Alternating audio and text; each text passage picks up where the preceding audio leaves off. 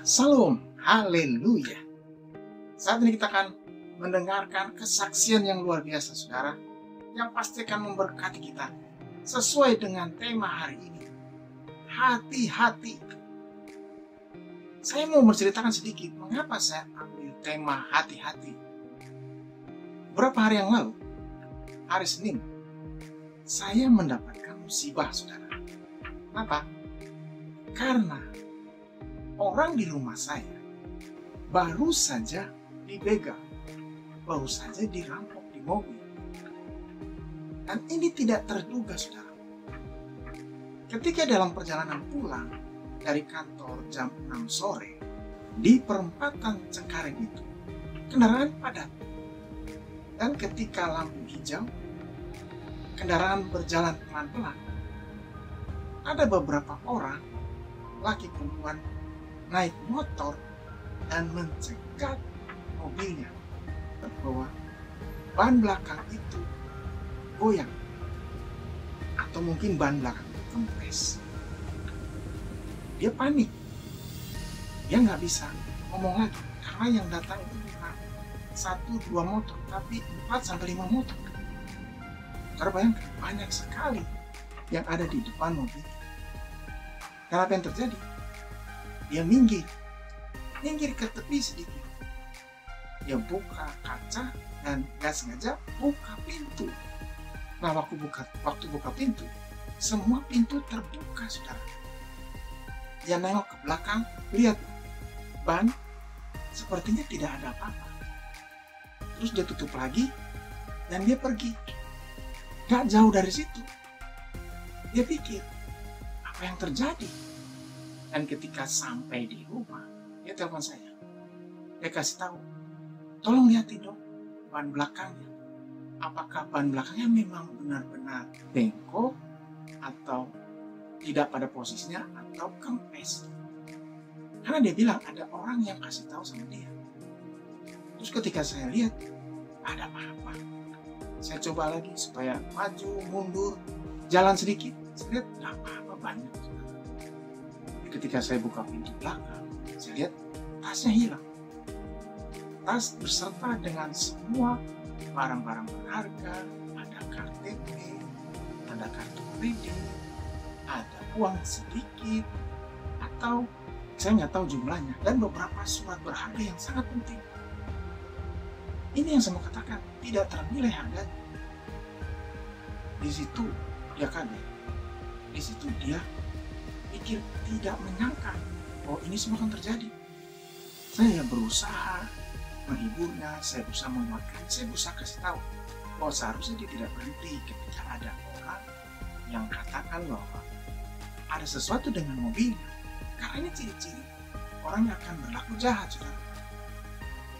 Dan saya tahu, saya percaya pasti saudara juga ada beberapa orang yang pernah mengalaminya, mungkin lebih hebat lagi dari apa yang saya katakan. Dan singkat cerita, saudara, kita berdua saling menguatkan, saling mendoakan. Terutama saya mendoakan dia.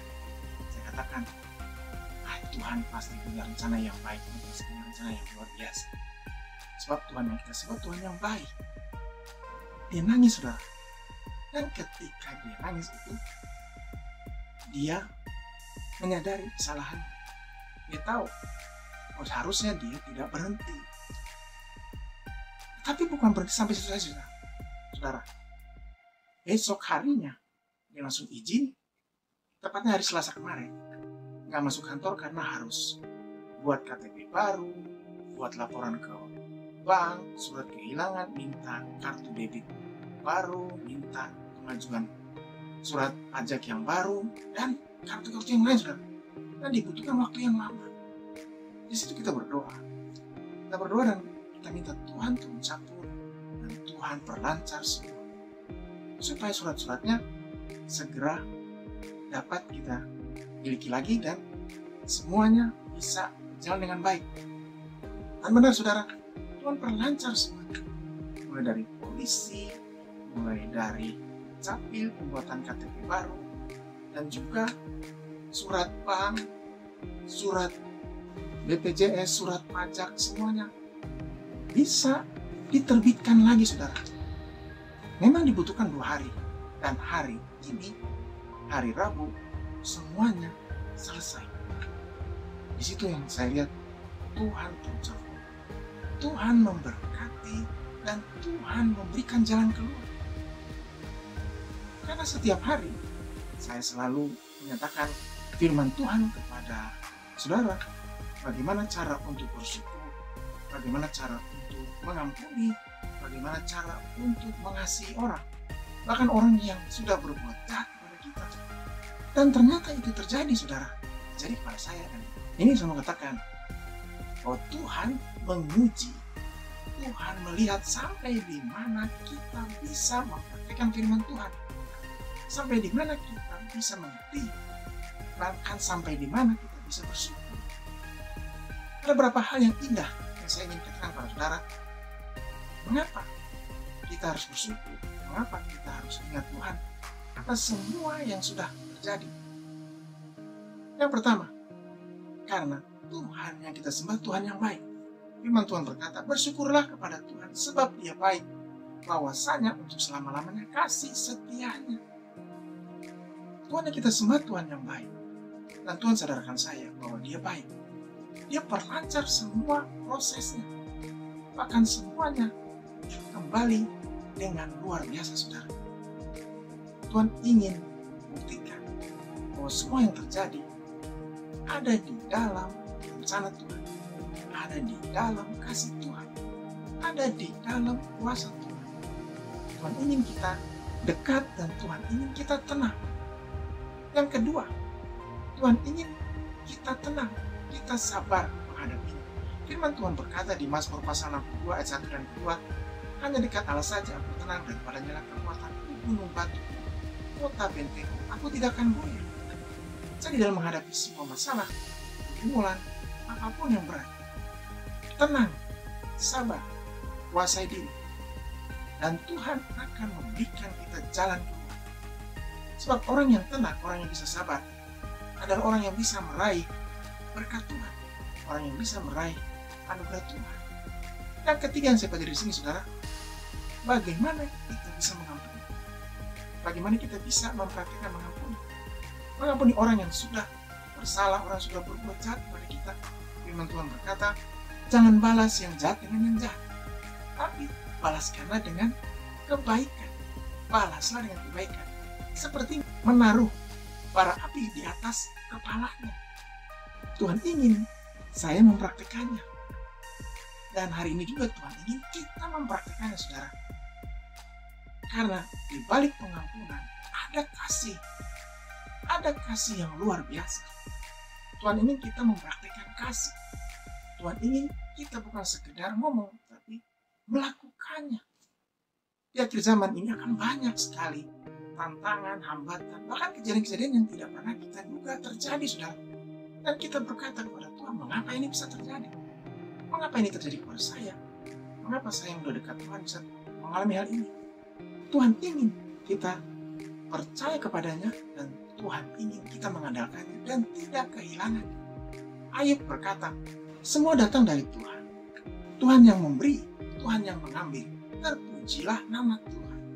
Ayub bisa memuji Tuhan di tengah kesusahan. Ayub bisa meninggikan Tuhan, bahkan Ayub percaya kepada Tuhan. Hari ini, berita yang indah.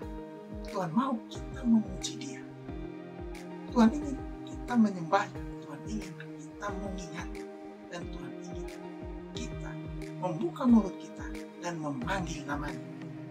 Yang keempat yang luar biasa, Tuhan ingin kita memuji Dia. Tuhan ingin kita memanggil namanya. Baik dalam keadaan susah maupun dalam keadaan senang. Biarlah hari ini menjadi hari berkat, menjadi hari mujizat, akan menjadi hari kemenangan bagi kita, orang-orang percaya, orang-orang yang mengandalkannya, orang-orang yang selalu ada di dalam hadirat. Haleluya. Kalau saudara ingin didoakan, saudara ingin dijamah Tuhan, bahkan saudara yang ingin menerima Tuhan Yesus sebagai Tuhan dan Juru Selamat, taruh tangan kanan saudara di dada, angkat tangan kirimu, mari kita. Tuhan lihat tangan-tangan yang terangkat, melihat hati-hati yang terbuka. Saat ini Tuhan menghiburnya, Tuhan memberikan damai sejahtera, Tuhan juga menguatkan supaya sukacita Tuhan, damai sejahtera Tuhan, ketenangan Tuhan, penguasaan diri itu ada di dalam diri mereka, bahkan di dalam diri kami, supaya kami bisa melihat Tuhan, bisa memuji Tuhan dalam segala hal, segala keadaan, baik dalam keadaan duka maupun dalam keadaan suka. Dan kami bisa melangkah bersama dengan Tuhan dimanapun kami berada, melangkah dalam kepastian, melangkah dalam damai sejahtera, dalam berkat Tuhan yang berlimpah. Semua bukan dari Tuhan, kuasa-kuasa kegelapan yang mengikat, yang mau menghancurkan, yang mau menjatuhkan, kami patahkan di dalam nama Tuhan Yesus. Dalam nama Tuhan Yesus, jadikan hari ini hari berkat, hari kesembuhan buat yang sakit, hari kelepasan, hari damai sejahtera, hari sukacita. Dalam nama Tuhan Yesus. Haleluya. Amin. Tetap semangat, tetap kuat. Tuhan Yesus memberkati kita. Haleluya.